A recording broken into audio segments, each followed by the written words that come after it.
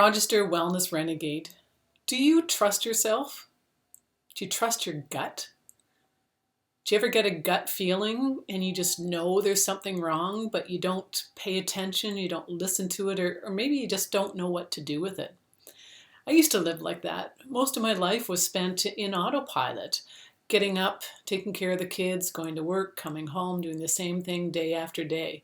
I would get frustrated and angry, or I would get gut feelings, but I had no idea what to do with it. I didn't know what it was trying to show me, what I should be paying attention to it. Was it something that occurred on a regular basis?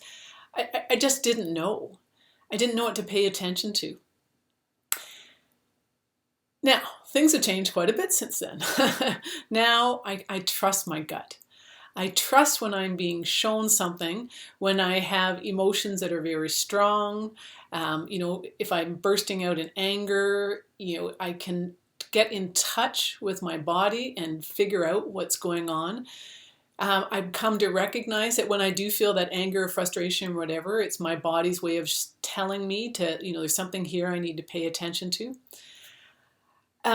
When I got divorced, when my marriage ended, I didn't realize at the time that he was so that's just it. I didn't realize that he was having an affair. I did though. That was just it. My body showed me. I would see things that were happening and I would just automatically say, no, he would never do that. But my gut told me. My gut told me to pay attention. But there's one thing for my gut to tell me to pay attention, and there's another thing to then know if I do pay attention to my gut, I'm going to have to do something about it. And I didn't have the self-confidence to do anything about it.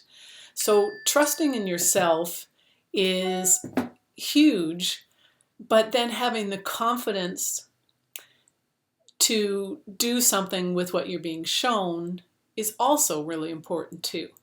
And I think of, the Me Too movement, and I think of so many of those women, and I wonder if they had that gut feeling and they knew, what was going to happen if they entered into a situation, but then they didn't have the confidence, or the person had too much power, or, they wanted something so badly that they were okay with what,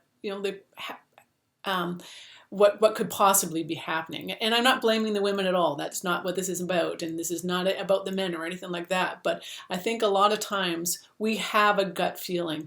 We know there's something going on and we don't trust ourselves. And then when we don't trust ourselves, that's when things happen. So if you can learn to trust yourself, then you don't have to trust other people.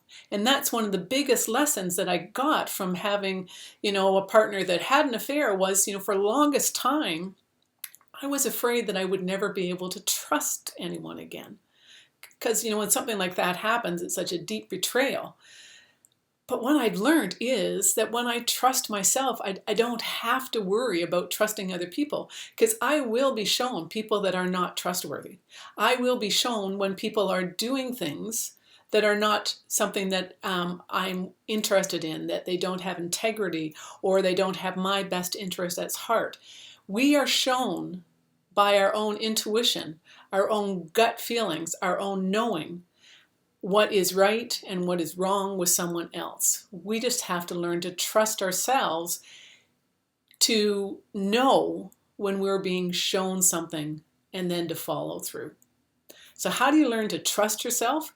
Well, this is challenging and it does take time, but it's part of that self-growth and self-awareness. And it starts out, and I'm harping on this all the time, and I've done a couple other videos and blogs about learning to be an observer in your life. Because your body's showing you lots of signs and signals all the time of what's going on, imbalances that are present, things that are taking place in your world around you that you need to be aware of. But we have learn to ignore those messages, or maybe we never recognize those messages at all.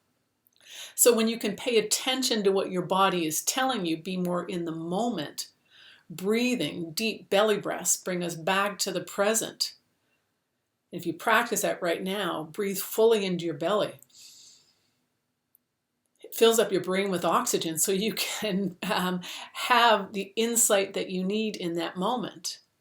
But that breath makes us focus and be aware. And if you put your hand on your chest, And when you breathe in your hand on your belly, as long as your belly's expanding, you are getting that full belly breath. So breathing is really important to help us to listen what's taking place internally, so that we can understand our intuition and recognize if it's indigestion or intuition. So the breath work, becoming more of an observer in your life, perhaps journaling. Journaling at the end of the day, 3 things that you noticed that day that stood out for you.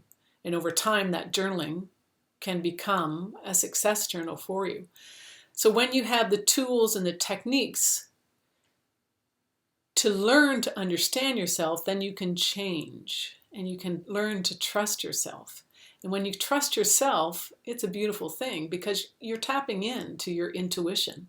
And your intuition is your own inner genius, your own inner wisdom, that bridge between your conscious and subconscious mind. It pulls in your wisdom, your knowledge, your expertise, your understanding of body language. So it's all there for you.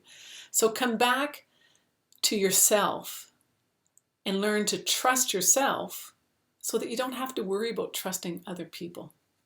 Joanna Rogister, Wellness Renegade, please subscribe down below.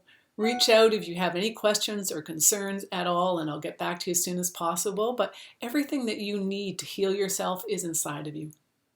You just need the tools in order to recognize how to heal. Joanna Rogister, Wellness Renegade. Have an amazing day.